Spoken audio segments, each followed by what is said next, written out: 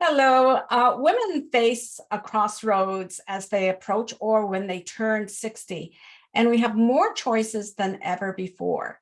For women entrepreneurs and executives with successful professional lives, we look for role models who can inspire us to find fulfillment in what we now call our executive Encore projects or our Encore projects.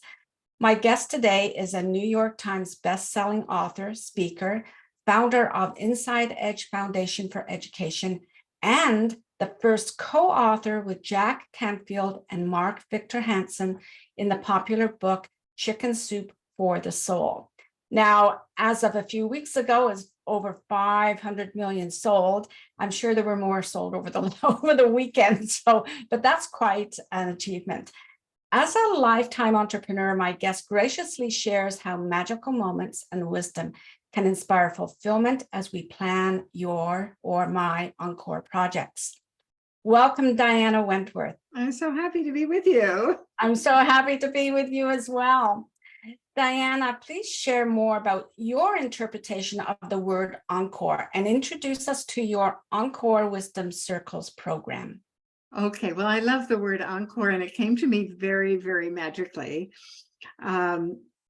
I went for a facial treatment, and the woman who performed it said, I guess I didn't tell you I'm a medium, and your husband was here. This is about 6 months after he passed, and he wants you to go into meditation and remember exactly what it was like to look into his eyes, because he has a message for you. And so I did that, and what I heard was Encore. Encore at 80, and it was very timely because I had just turned 80. And I love the word, it has an energy. Everything has an energy. But the word Encore portrays to me that you're on stage, you've done a good job, the audience liked it, and they want more of you.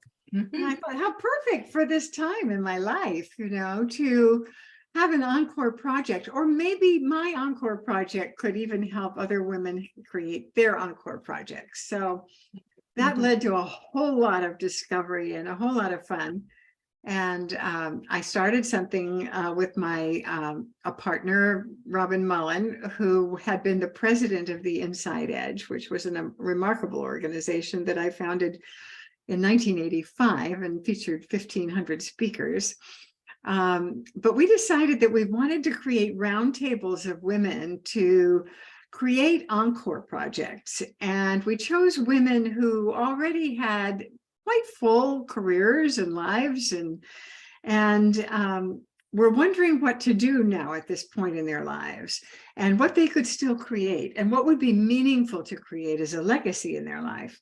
Mm-hmm. So we started this on Zoom. We had 18 women from all over the world, from Paris and South America and so on, and we led them through going through a process of choosing what would be the most meaningful thing that they could create at this point. And for 9 months then, we met every 2 weeks, and people wrote plays and wrote books, and one won an award from Writer's Digest magazine for the best self-published book. Oh, wow. Out of 1,400 submissions. So, I mean, we really had some power going there. And what was so fun and interesting was how much we all bonded. I think women love to sit in circles and share information, share wisdom, support each other, encourage. And wow, we just finished it. And starting this week, we have all the women coming here to Palm Springs, and we're going to have a retreat and celebrate all of our accomplishments and share them. We're doing a reading of a play that one woman wrote. And oh gosh, it's going to be so much fun. We've never actually been all together in the same room. Wow, that's going to be great. Okay. I can imagine the energy in that room. Something else, right? Right. Yeah, and I understand that you are considering having another cohort starting soon. So is that true? And yes, we're going to run a new one in 2023. And I just had the idea yesterday for a second one, which I haven't even announced to the world, but I'll tell you a little bit about it right here, which Wow. is, I really feel, I have taught writing because I've written 11 books, and I don't usually teach writing in our wisdom courses, but this one is going to be to look back over your life and find the most beautiful moments by the decade and identify those and perhaps memorialize them in some way. It could just be a simple writing. You may not ever want to share this with anyone, but I think it's going to be so valuable because you'll be having this wonderful perspective that we have as elders to really begin to sense what it was that moved us in the directions that we moved. And so often it was, a childhood wound that affected the rest of our lives. Like mine, I was a very, very lonely child. I was sent to a boarding school all by myself. There was nobody else my age. And I was so lonely, but I've spent the rest of my life creating community. So my first career was in cooking and entertaining. I did 6 cookbooks, one of which was Cookbook of the Year. And then I did the Chicken Soup for the Soul cookbook. And then I started the Inside Edge, and that was all about creating meetings where people would come and connect with each other and encourage each other. And that was the beginning of a lot of famous careers like Louise Hay and Jack Canfield and Mark Victor Hansen and Barbara DeAngelis. All these people had not written books when they had joined the Inside Edge. Wow. And it was really because of that encouragement and making connections that their lives were so magnified from the experience. Yeah, that's great. So as you were saying, some of those things can happen, like we can move through different decades, learning about maybe our wounds or things that happen, but also what can inspire us are those magical moments that we have in life. And I like to think back on some of the magical moments in my life, but I'd like you to share about your magical moments and how you are sharing that whole concept of expecting magic in your life. Right. And in your new book, I will say there's a new book coming, so you can say a little more about that. Okay, well, the book is called Expect Magic. And I learned very young that there was a whole lot more going on in this world than appeared to be, and that there could be sudden delight, or there could be sudden revelations or sudden ideas that seem to come from beyond. And one of mine that is a story that everybody loves, especially since this is a year that is an anniversary of the death of Elvis Presley, because I was with my sorority sisters at UCLA, and we were all listening to music. I said, "Hey, can you turn that down?" And somebody said, "Oh, Diana doesn't like Elvis Presley." And I said, "Actually, I do like him, and I'm going to date him someday." And they looked at me like I was nuts, and I was thinking, where in the heck did that come from? It was like a frog jumped out of my mouth. But 2 months later, my mother took me on a trip to Europe to join a tour. And we were staying at the Hotel Prince de Gaulle in Paris. And it just happened that Elvis Presley was staying there. And I met him in the lobby, and he invited me to go to a nightclub with him that night in his army uniform. And it was so crazy. But we ended up being friends for years, and I have letters from him and so on. But wow, how did that even happen? And then the most magical, truly the most magical, was a few years later. I was almost engaged to a man, and I had a sudden knowing that he didn't get me, this wasn't going to be good. And so I just suddenly broke up with him, and my parents were leaving on a trip for Asia the next day. And I tagged along at the last minute, and our last stop was Hong Kong. And there was something about Hong Kong that I was excited about being there. I woke up very early the next morning, and I just got all dressed up for some reason in one of my best outfits, my makeup and everything, and went and stood in the lobby. And it was like 7:30 in the morning, and the restaurant wasn't even open yet. And I thought, what am I doing here? And the elevator door opened, and out walked 2 men. One was called to the telephone, and the other walked over, stood next to me, and said, "Where are you from?" And we were engaged 3 days later. That was oh my goodness, that's my wonderful my first late husband, who was just spectacular. Mhm. So we had Well, a long career in cooking and entertaining together. did you? That's great. Well, I want to take the opportunity. I haven't shared this with you before, but I had one of those magical moments as well. Okay. Mhm. But not as dynamic as yours, because I, of course, grew up with the Beatles and Herman's Hermits, right? So I was in a hotel in Toronto, oh, 20 years after the Beatles and the Herman's Hermits and that sort of thing. And I'm setting up for a seminar. Who walks out the men's room? Herman. Peter Noon. And I couldn't say hello to him. I was so embarrassed because he just walked out the men's room. So I wasn't going to ask him for a date. But it's interesting how those moments come. And I think, to your point, expect those moments so that you can make the most of those moments, right? So Well, I just wanted yes, to share that with you, so that I love everyone gets that. another take on the magic moments. Mhm. The other thing that I'd like you to talk to us about is, as your advocacy work in choosing family through community. Can you explain what you mean by choosing family and tell us a little more about the documentary series that you are working on? Yes, both my careers, cooking and entertaining, was about gathering people around the table, making them feel at home. And then the Inside Edge, we had hotel rooms, but we were still gathering people around the table to meet each other and feel like family and support each other. And so this landed in my lap because we have some family members who are part of the LGBTQ community. And because of my association with Chicken Soup for the Soul, this started out just as a book of stories about how that community chooses family, because often they've been disowned or disassociated from their families very painfully. Mm-hmm. And I loved supporting it. And then some fabulous documentary makers got in touch with us. And these are Oscar and Emmy Award winners. And they decided that they wanted to take some of the stories and do them as documentaries on Netflix or one of the other streaming services. So it has legs now, as they say, this project, as far as gathering the stories.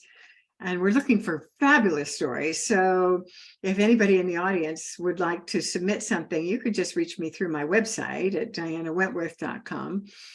And I can send details of what the submission should be like.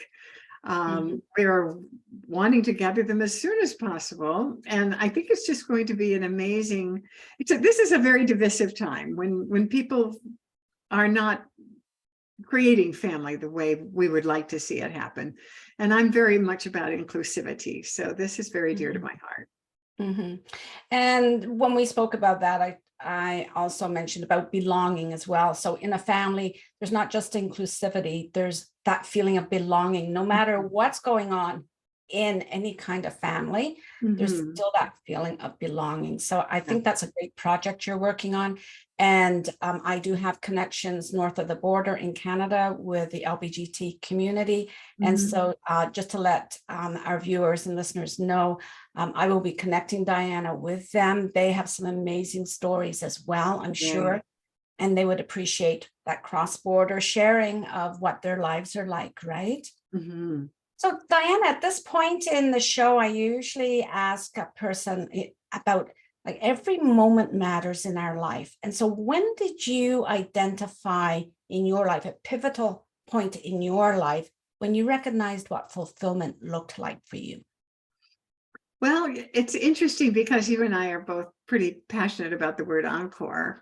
We are.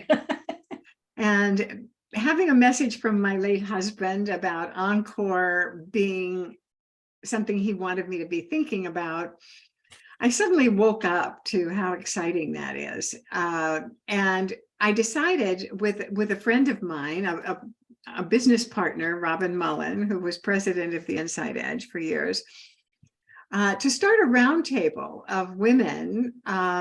We like women who are over 60, who've had really interesting careers. They've followed their passions and they've they've been fulfilled. They're women of mastery. What would they like to do now? What would be a terrific, like a ta-da in your life? Ta-da. Something you'd always thought of doing maybe, but never got around to, or something that would be fulfilling as a legacy. And to begin to think about that in a group. And it's so fun to watch people, struggle with the question and then all of a sudden get an idea. It's like a light bulb goes off in their head. And it's very, very exciting that people came up with great encores. We've had several books come. We did a 9-month program, which had a first trimester and a second trimester. I mean, it was about giving birth to something entirely new in our lives. And the women bonded so deeply that we're actually having all of them this weekend in Palm Springs, coming from all over the world, to share their legacy projects. We're doing a play reading. We're celebrating that one of them won out of 1,400 entries, the best self-published book for Writer's Digest magazine. They chose the best self-published book. It's pretty amazing. And this is a woman in her 70s who couldn't sell that book to a traditional publisher because of her age and not being a well-known person, So it's very, very, very exciting and stimulating to me to see something be born and celebrated, and that is such a fulfilling thing for the world, I think that's wonderful. And I think your idea as well about, I believe you have a program coming up where women can write about each part of their lives and what that's contributed to who they are today. Right. And I find that to be very inspiring, knowing that we've come to this point. This is who we are now based on some of the wounds that we had, but also some of the cherished moments that we had. Right. I think that's very important too. And so you have some amazing encore projects. I do. Well, I did have a realization that we can look at everything that happens in our life as either a wound or a gift. Or a gift. Yes. And in some way, even the worst things, or what we would call the worst things, lead us in a new direction that can be uplifting and can be motivating, and actually ends up being a gift for the world. So that's what I'm out there to discover and look for that hidden treasure.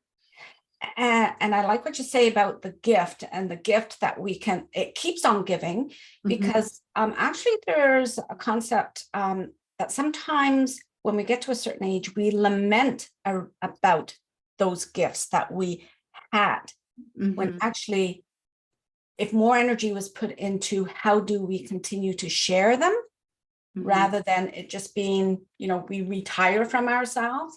I think that's such an important message to get towards out to women, right? In particular, like everyone, but women in particular, so that they do have something that they know they can contribute to that's going to be fulfilling, because their purpose is very important at different stages of life, right? And that does change. I love that you asked that as a question, because that's the first thing I teach in all my courses is something called quintessential questions. And I begin every day with a question because, it's in our DNA to worry about survival. So when we wake up in the morning, we usually think something like, oh gosh, what do I have to do today? Or what am I responsible for today?